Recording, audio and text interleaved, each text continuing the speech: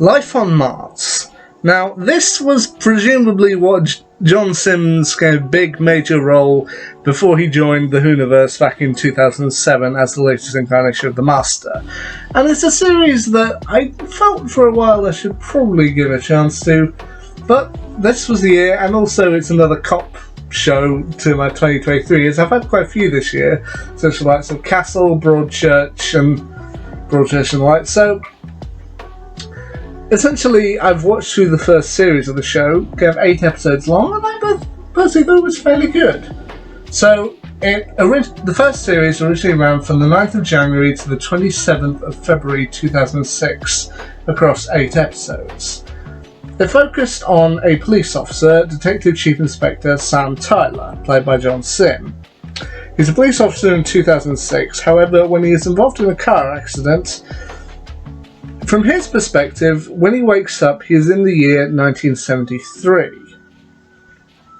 And he is now not a DCI, but a Detective Inspector, DI, at a police station in Greater Manchester. He is under Detective Chief Inspector Gene Hunt, played by Philip Glenister, and has to work with several other people, including WPC Annie Cartwright, played by Liz White, DC Ray Carling, played by Dean Andrews, and PC Chris Skelton, played by Marshall Lancaster. Now, one thing I do know about this series is that when the Americans tried to do a remake of Life on Mars, they got most of it right, except for the ending.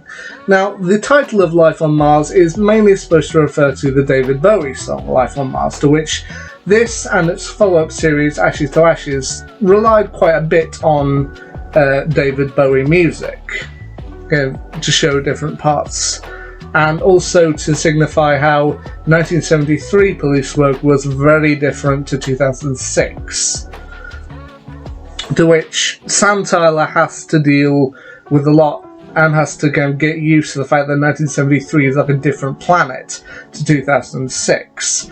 Now, that's what Life on Mars is supposed to refer to, how different the two time periods are. The thing that the American series apparently got wrong was that when they got to the finale, they did actually set it up that this was a simulation of astronauts on a mission to Mars, to which that's not really the point of the series. The first series of Life on Mars, as I said, from 2006, it got to work with a lot of interesting premises in its episodes, including murders, witness protection, a murder in a textile factory, a big shot gangster, football rivalries in one episode, a hostage negotiation in a newspaper, a drug dealer who seemingly dies in custody from an overdose, and also Sam having to come to grips with why his father ultimately left, which they encounter in the final episode of Series 1. As I said, the original ran for 2 series, both with 8 episodes, but would eventually continue on with a follow-up called Ashes to Ashes, which would run for 3 series. And from the first series onward, I do like this show. I mean, it is nice to see more to John Simm than just the Master, because I think if you grow up knowing an actor as a certain character, it can be quite easy to assume them as that character. Whereas it is nice to see him mostly in a protagonist role, even if for quite a lot of people they're not really protagonists, they're more kind of anti-heroes, especially Gene Hunt, Genie. To which most of the time he's shown as rather an asshole, but at the same time he's an enjoyable asshole. He's the one who you kind of watch just to see what he's going to do next, and just to see what he's going to throw. Now, I think my favourite episode of the first batch is probably episode 5 with the football rivalries. Essentially, what happens is that a man is found murdered in a back alleyway, and from his scarf it's clear that he was a Manchester United supporter.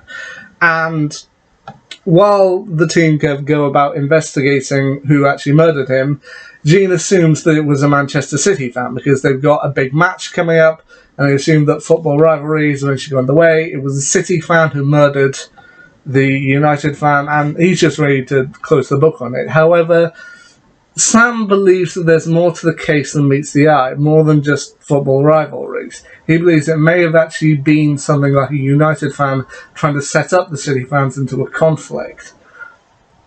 To which, while I'm not that big a football fan, while I'm not that big a football fan myself, I can definitely understand sports team rivalries. I mean, in any sport you're going to have rivalries between teams, and it does make it believable. So, yeah, I really like that. Now, as I said, while John Sim does pop up in this as Sam Tyler, this isn't actually the kind of show where there's that much kind of crossover with Doctor Who. I mean, while with any TV show nowadays, you usually find at least one actor who's been in Doctor Who. With this one, there aren't that many. I mean, I do know that Keely Hawes pops up in Ashes to Ashes. She would eventually play Madame Carabraxos in Time Heist. But from the first series alone, apart from John Sim, there was only one actor who actually recognised from Doctor Who. I can't remember his full name, but he was Ian something, and he played Professor Peach in The Unicorn and the Wasp.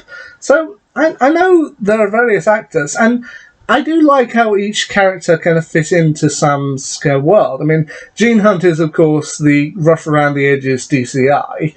WBC Annie Cartwright, played by Liz White, she provides a great anchor for Sam. Like, while Sam's most of the time just trying to get things done to try and find a way back to 2006, Annie makes him realise that things aren't quite so bad in 1973.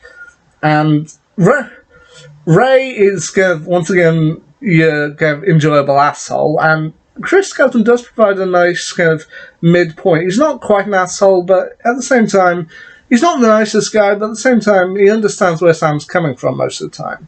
Now, you might be questioning, how did a guy from 2006 end up in 1973? Well, throughout the entire series, he's questioning whether he's mad, whether he's in a coma, or whether he's time-travelled. And they do push it more towards that he's in a coma in 2006, and that his mind has somehow transferred to 1973.